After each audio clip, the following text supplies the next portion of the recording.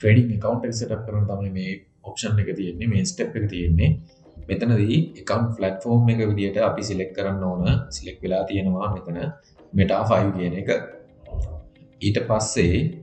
අපි දෙවනියට මෙතනින් choose an account type කියන එකෙන් standard කියන එක select කරන්න ඕන standard එක select කරලා මෙතනින් මේ තියෙන විදියටම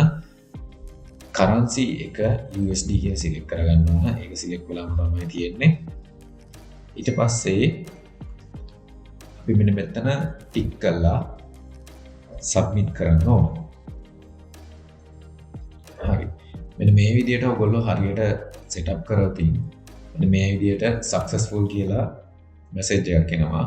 දැන් ඔයගොල්ලන්ගේ ඊමේල් එක චෙක් කරලා බලන්න කලින් වගේම Meta 5 එකේ ඩීටේල්ස් ටික අපිට ඊමේල් එකක් ඇවිල්ලා තියෙනවා ඔයගොල්ලෝ දීපු ඊමේල් එකට මෙන්න මේ විදිහට ඔයගොල්ලන්ට විස්තර ටිකක් තියෙනවා Meta 5 එකට අදාළව MT5 login එක MT5 password එක MT5 server එක account type එක ඉතින් ඔයගොල්ලන්ට දැනට MT5 එක download කරලා තියෙනවා නම් ඔයගොල්ලන්ට ගිහිල්ලා add කරගන්න පුළුවන් දැනටමත් ඔයගොල්ලෝ MT5 එකේ වැඩ කරන කට්ටිය නම් එහෙම නැත්නම්